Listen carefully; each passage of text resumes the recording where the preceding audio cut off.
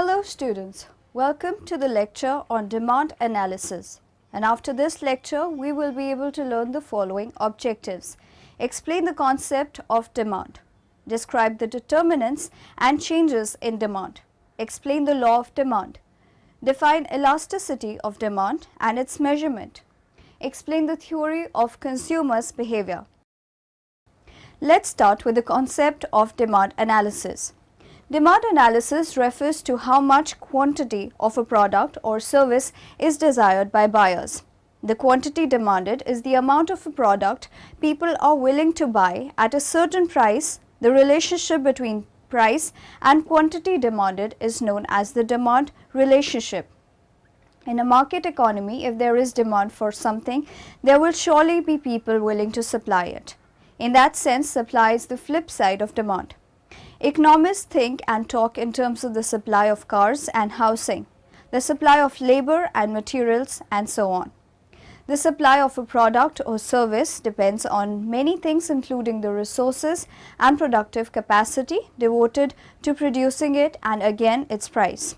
In a market economy, the interaction of demand, wants and needs and supply, resources and productive capacity largely determine what is produced and how it is allocated. Let us now discuss the concept of demand. Demand is the expression of willingness and ability of a potential buyer to acquire certain quantities of an item for various possible prices the buyer can reasonably offer. Demand can be thought of as a schedule of prices and quantities in the mind of the buyer. Quantity demanded, QD, is the total amount of a good that buyers would choose to purchase under given conditions. The given conditions include price of the good, income and wealth, prices of substitutes and complements, population, preferences, tastes, expectations of future prices. A lot of students have trouble with the difference between demand and quantity demanded. This brief video will help you do a better job of that. What we're looking for is there a shift or is there a movement along the curve? That will tell you if you have demand or quantity demanded. Demand really has 5 determinants, but be careful, we do have one warning. Price is not a determinant of demand. What price is a change in quantity demanded. As the price increases, there's a decrease in quantity demanded, as shown by this graph. The 5 determinants are taste and preferences, related goods and services like substitutes and complements, income, number of buyers, and of course consumer expectations. If we have a change in taste and preferences, that is a direct relationship with demand. Basically, if taste and preferences decrease for a good like old phones, we'll actually see a decrease in demand or a shift to the left.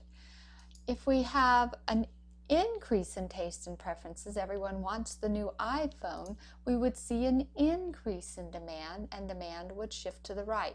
A right is an increase, a left is a decrease in demand. Substitutes can also have an impact on demand. Let's say that the price of pizza goes up.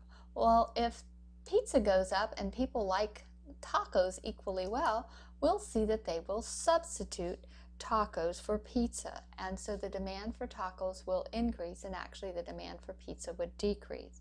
How about complements? There's an inverse relationship between complements and demand.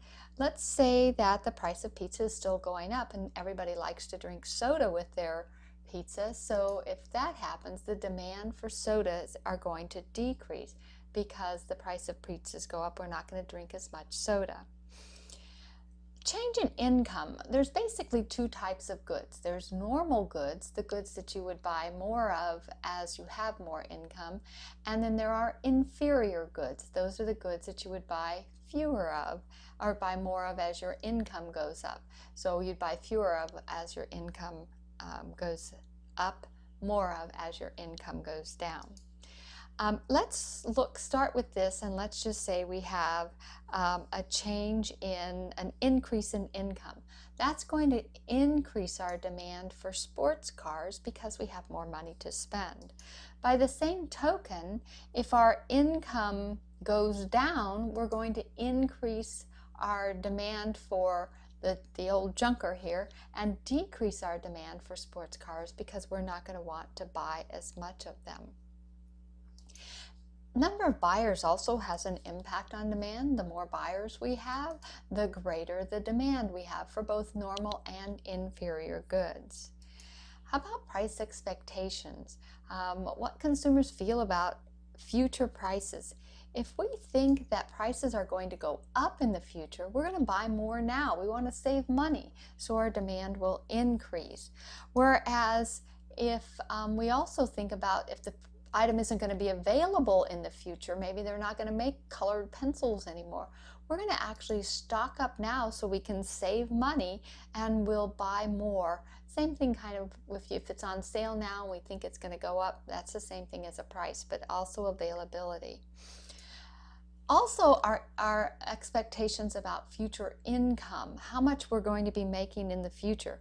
If we think that the economy is going to do well and we're going to get a raise and we're going to do good, our demand is going to increase because we'll buy more things if we think we're going to be doing well. However, if there's a recession in the economy and we think that the economy is not doing very good, as it is now, we would see a decrease in demand because we wouldn't want to buy as much, we want to save more money. And so what you end up with is a little acronym that should help you remember the determinants of demand, and that acronym is TRIBE: taste and preferences, related goods, income, number of buyers, expectations of buyers. Now moving on to the next topic, we will study the determinants and changes in demand. The demand for a product or a service depends on a host of factors. Some factors are specific to specific product or service market. The importance of these factors may also vary over time and over space. However, there are certain factors which are common for all demands. Income. Consider the demand for new homes. Someone wants a new home and choose one we like. The price is $20,000. Someone does not buy. One reason is that the income does not large enough to be able to afford this amount. Therefore, income must be one of the factors that affect the demand for a given product. Normally, we expect that as one's income falls, the demand for a product will fall, because we normally expect this to be true. A good for which this statement is true is called a normal good. Occasionally, we shall encounter a good for which this statement is not true. These are called inferior goods. For these goods, as income falls, the demand for the product rises. One example of an inferior good might be black and white television sets. People buy them only because they cannot afford a color television set. As income rises, people buy fewer black and white television sets. Another example of an inferior good might be riding the bus. As income rises, people are less likely to use the bus and more likely to own an automobile. The price of a compliment. Return now to the decision to buy a new home. Assume that we are willing to pay the price and have sufficient income. What other factors might enter into the decision? One factor might involve the method someone will use to pay for this home, borrowing money. The price of borrowing money is called the interest rate. The interest rate is one example of the price of a compliment. A compliment is a different good that goes together with the one under consideration. Homes and borrowing money tend to go together. So bread and butter, coffee and sugar, gasoline and automobiles, homes and furniture, peanut butter and jelly, and many other examples. The price of a substitute good. Complements are different goods that are related to the one we are considering. There is another kind of relationship. The products may be substitutes. Substitutes are different goods that compete with the one under consideration. Coca-Cola and Pepsi-Cola are substitutes, as are butter and margarine. Tata Cars and Maruti Cars, McDonald's and Domino's, baseball and football in the fall, and many other examples. In our example, the main substitute for homes is apartments. Tastes or preferences. As people's preferences for goods and services change over time, the demand curve for these goods and services will also shift. For example, as the price of gasoline has raised, automobile buyers have demanded for more fuel-efficient economy cars and fewer gas-guzzling luxury cars. This change in preferences could be illustrated by a shift to the right in the demand curve for economy cars and a shift to the left in the demand curve for luxury cars. Expectations. Demand curves may also be shifted by changes in expectations. For example, if buyers expect they will have a job for many years to come, they will be more willing to purchase goods such as cars and homes that require payments over a long period of time, and therefore the demand curves for these goods will shift to the right. If buyers fear losing their jobs, perhaps because of a recessionary economic climate, they will demand fewer goods requiring long-term payments and will therefore cause the demand curves for these goods to shift to the left. Population. The last of the factors affecting demand is the population, numbers of buyers. The market demand is simply the sum of the individual demands. If at the price of $1, Bill wants to buy 2 six-packs of Coca-Cola, Jose wants to buy 3 six-packs of Coca-Cola, and Mary wants to buy 1 six-pack of Coca-Cola, then of course the market demand is 6 packs. Change in demand. A movement along a given demand curve caused by a change in demand price. The only factor that can cause a change in quantity demanded is price. A related but distinct concept is a change in demand. A change in quantity demanded is a change in the specific quantity of a good that buyers are willing and able to buy. This change in quantity demanded is caused by a change in the demand price. Talking about changes in demand. We know the law of demand tells us that, holding all else constant, decreasing the price of a good increases the quantity demanded, and increasing the price of a good decreases the quantity demanded. But we can think about all those other things that might change how much of a product we want to purchase as well. So imagine you win the lottery and you get a lot of money. You can think about, well, what's going to happen to the number of vacations that you might want to take? So this demand curve might summarize your interest in taking trips. So if the price was $2,000 per trip, you might not take any trips per year. If the price was $1,000 per year, you might decide to take 2 trips per year. And if the price was $500, you take 3 trips per year. So as price falls, the quantity demanded of trips you want to take increases.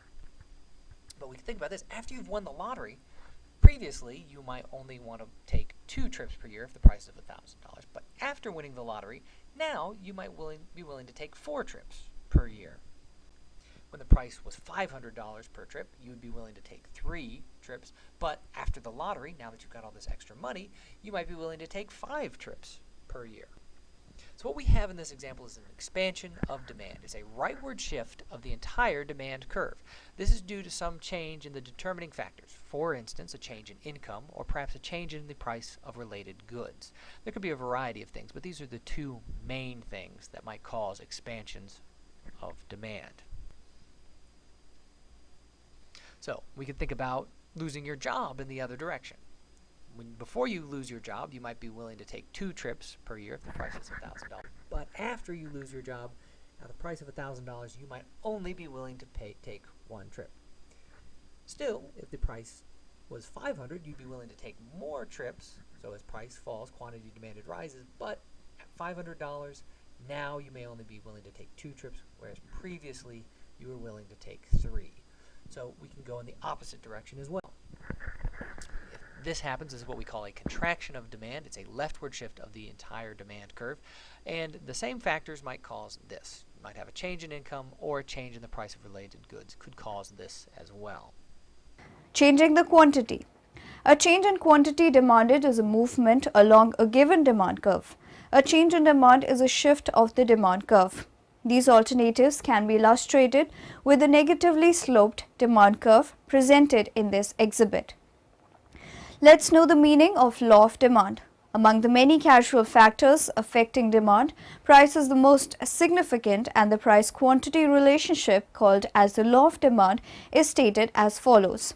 The greater the amount to be sold, the smaller must be the price at which it is offered in order that it may find purchasers, or in other words, the amount demanded increases with the fall in price and diminishes with the rise in price.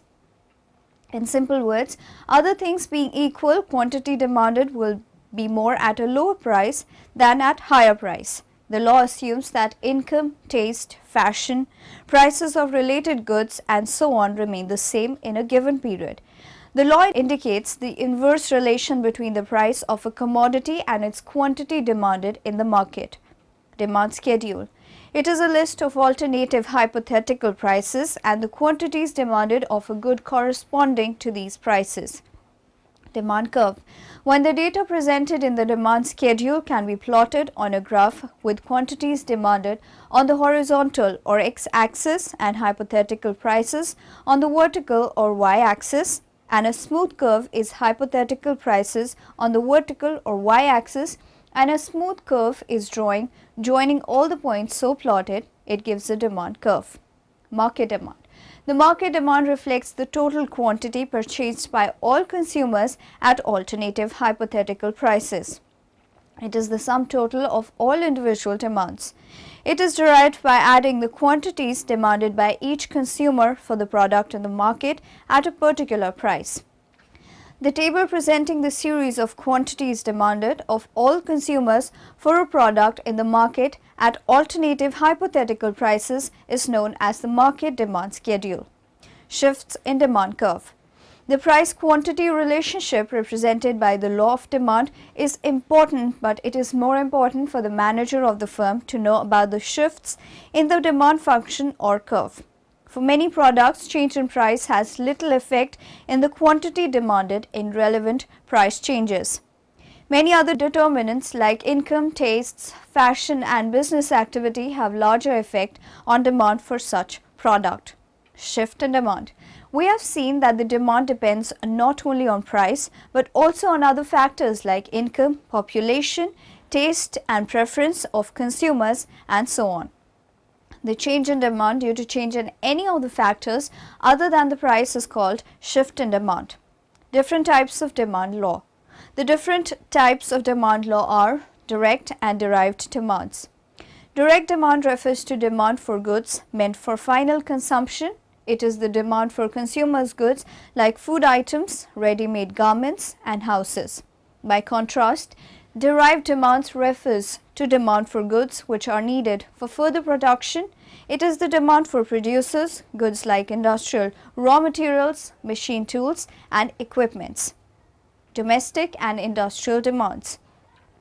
The example of the refrigerator can be restated to distinguish between the demand for domestic consumption and the demand for industrial use. In case of certain industrial raw materials which are used for domestic purpose, this distinction is very meaningful. Other types of demand. Price demand. Price demand shows the relationship between price of the goods and quantity demanded. If the price of goods is higher, consumers will purchase less quantity of goods, and if the price is lower, consumers will purchase more quantity of goods. It means there is inverse relationship between price and quantity demanded. Income demand. Other thing remaining the same, income demand indicates the relationship between income of the consumer and quantity of demanded commodity. In other words, it relates to the various quantities of a commodity that will be bought by the consumer at various levels of income. Here, demand of goods depends upon the income of consumer. Elasticity of demand and its measurement. The relative response of a change in quantity demanded to a change in price. More specifically, the price elasticity of demand is the percentage change in quantity demanded due to a percentage change in price. This notion of elasticity captures the demand side of the market. The comparable elasticity on the supply side is the price elasticity of supply. Other notable demand elasticity is income elasticity of demand and cross elasticity of demand. The price elasticity of demand reflects the law of demand relation between price and quantity. An elastic demand means that the quantity demanded is relatively responsive to changes in price. An inelastic demand means that the quantity demanded is not very responsive to changes in price. However, it is often convenient to ignore the negative sign when evaluating the relative response of quantity demanded to price. For example, quantity demanded is very responsive to price if a 10% increase in price induces a 50% decrease in quantity demanded. This generates a large negative number, which is actually a small value. To avoid the possible confusion over a big number being a small value, the negative value of the price elasticity of demand is generally ignored and focus is placed on the absolute magnitude of the number itself. A range of elasticity. The price elasticity of demand is commonly divided into one of the 5 elasticity alternatives: perfectly elastic, relatively elastic, unit elastic, relatively inelastic, and perfectly inelastic, depending on the relative response of quantity to price. These 5 alternatives form a continuum of possibilities. Perfectly elastic. An elasticity alternative in which infinite similarly small changes in price cause infinitely large changes in quantity. In other words, quantity is super, infinitely responsible to price. Any change in price, no matter how small, triggers an infinite change in quantity. Relatively elastic. An elasticity alternative in which relatively small changes in price cause relatively large changes in quantity. In other words, quantity is very responsive to price. Relatively elastic should be compared with other elasticity alternatives: relatively inelastic, perfectly inelastic, perfectly elastic, and unit elastic. The second category is relatively elastic, in which the coefficient of the elasticity falls in the range 1 less than E less than infinity. With relatively elastic demand, relatively small changes in price cause relatively large changes in quantity. Relatively inelastic. An elasticity alternative in which relatively large changes in price cause relatively small changes in quantity. In other words, quantity is not very responsive to price. Relatively inelastic should be compared with other elasticity alternatives: relatively elastic, perfectly inelastic, perfectly elastic, and unit elastic. Theory of consumers' behavior. There are 2 types of theories of customer behavior. One is Marshallian approach and second one is indifference curve. Marshallian approach. Marshall attempted to derive consumers' equilibrium in a one commodity framework. For this purpose, he assumes utility is cardinally measurable. Marginal utility of money remains constant. Law of diminishing marginal utility. DMU for every goods, that is, demand for any single commodity is satiable and 2 different commodities can never be perfect substitute of each other. Utility functions are independent. Consumer is a price taker in the market. Consumer must be rational in nature. Marshall considered that the buyer consumes only one commodity X whose price is Px. He consumes X1 amount of X out of his money income M. By consuming X1 units of X, consumer gets someone X1 units of utility for which he sacrifices monetary utility of lambda P X1, X1, where lambda is equal to du by dm, that is, marginal utility of money. So, consumer's net utility is n X1 is equal to someone X1 minus lambda P X1, X1. The analysis is based on the assumption that the consumer is rational and he is interested to maximize his total utility. This approach follows the proportionality rule. In one, it is between price and marginal utility, while in the other, it is between price and marginal rate of substitution. In Marshall utility approach, the equilibrium condition for a consumer is MUX by MUY is equal to PX by PY.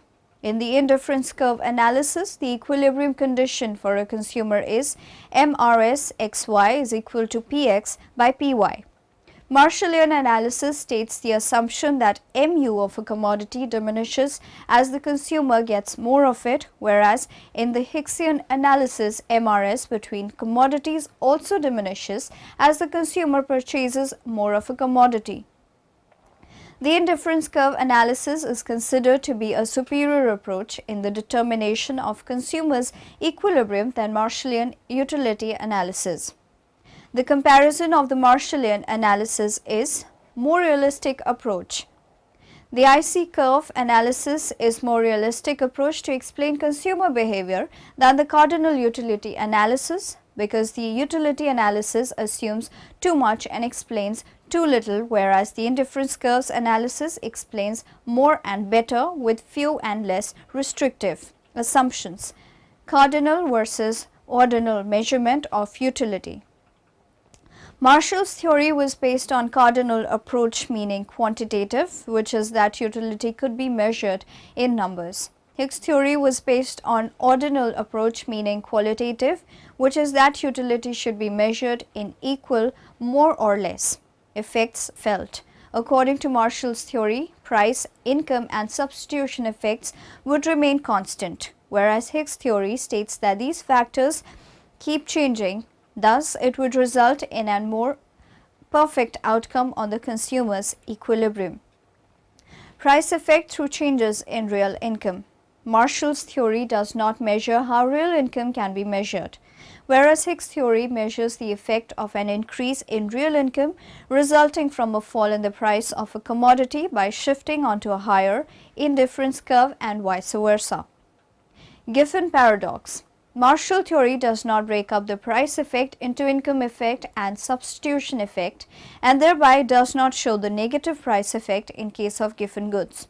Whereas the Hicks analysis, the relative nature of various goods is explained, example inferior and superior.